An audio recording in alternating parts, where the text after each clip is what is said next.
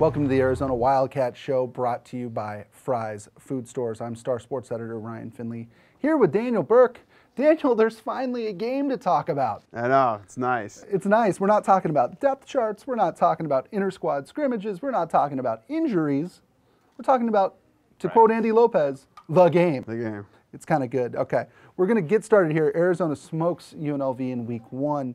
You know, it sets a single game yardage record, 787 yards. Anu Solomon was as good as anybody could have reasonably expected, if not better, in week one. But let's talk about something that's not getting a lot of pub right now, and that is the running game and the offensive line. You said something very interesting to me Saturday, which is that those numbers are as much due to the offensive line as anybody. Take me through that. Yeah, I thought Solomon played well. I mean, he had some miscommunication with his receivers at times in the overthrows, and the running backs were good. But the reason I thought both were good was because of the offensive line. And I am convinced that the offensive line could play the greatest game in the history of offensive lines, and Rich Rodriguez and Jim Mahalchek would still say, they were okay, because that's basically what they were saying this week. But you watch a lot of football this weekend, and I know you did, and you watch other teams, and you watch UCLA going to Virginia, and Brett Hundley cannot get any time to throw, and there's no holes to run, and this is top 10 UCLA. And Terrace Jones-Grigsby and Nick Wilson had huge holes to run through. I mean, they made nice plays, but they had huge holes.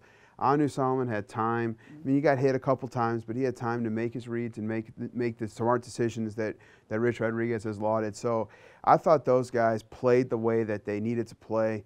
The redshirt freshman Jacob Alsadek had a holding and a false start, and that's kind of what you expect in the first game.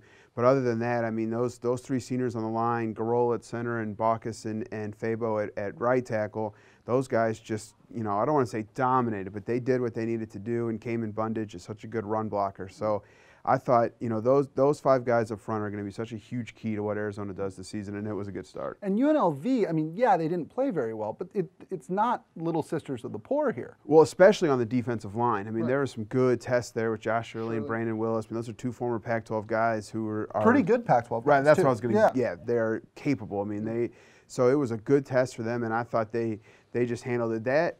That hole that Nick Wilson ran through on his 85-yard touchdown, that was between Cayman Bundage and Stephen Garola. I could have gotten through that hole. I would have been tackled two yards after it, but I could have gotten through that hole. And he just hit that hole and went, and then didn't get touched, 85 yards. So they really did. They handled that defensive line and gave that offense a chance to succeed. Right, and if you want to look at why Arizona, I think, has a real chance to win a bunch of games this year, I think look no further than the tackles. Yeah. This is something that we haven't talked about a lot, but Arizona's left tackle, Mickey Bacchus, and the right tackle, Fabian Ebele, have both been here throughout the Rich Rod tenure. I mean, in a way, having those two guys where you can just pencil them in, week out, pretty good thing. Well, Arizona ran a play, I think, every 19.89 seconds or something Friday night.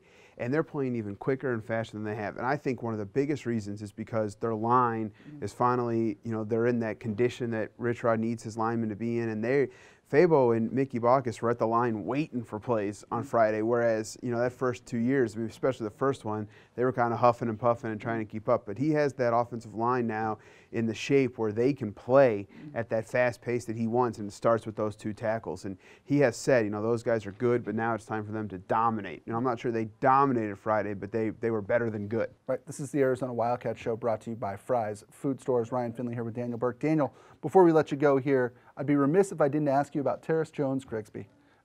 I mean, another guy had never had a college snap before Friday. Dominates in that game. I mean, is a guy who was literally practice squad fodder for 3 full years. What clicked for him?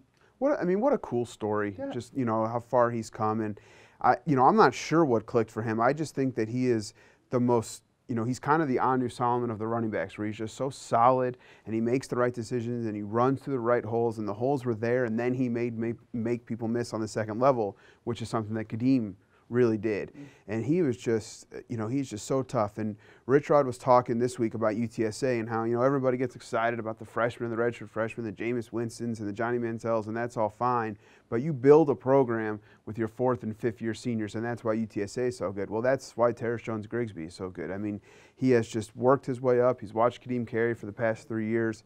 Here's a guy who went from a walk-on to an academically ineligible walk-on to a special teams player to a scholarship special teams player to now the starting running back. To a wide receiver. To a slot receiver who didn't get any snaps Right. to now, yeah. So, I mean, it's just, and he, to me, and we talked about this after the game, he looked the part too. Yeah. It wasn't, it wasn't like he's just playing a bad defense and he got some yards. I mean, he made some nice cuts, fumbled early, which, on the replay just looked like it was kind of a bad spot of a hit, and fortunately Solomon was right there. But he looked the part to me, and I think with him and Nick Wilson, that could be a pretty good 1-2 punch. Right, and there is no prouder big brother in America today Yeah. than Nick Grigsby, playing for the Winnipeg Blue Bombers. Yep. In the Canadian Football League, and must be just thrilled because his little brother is now following.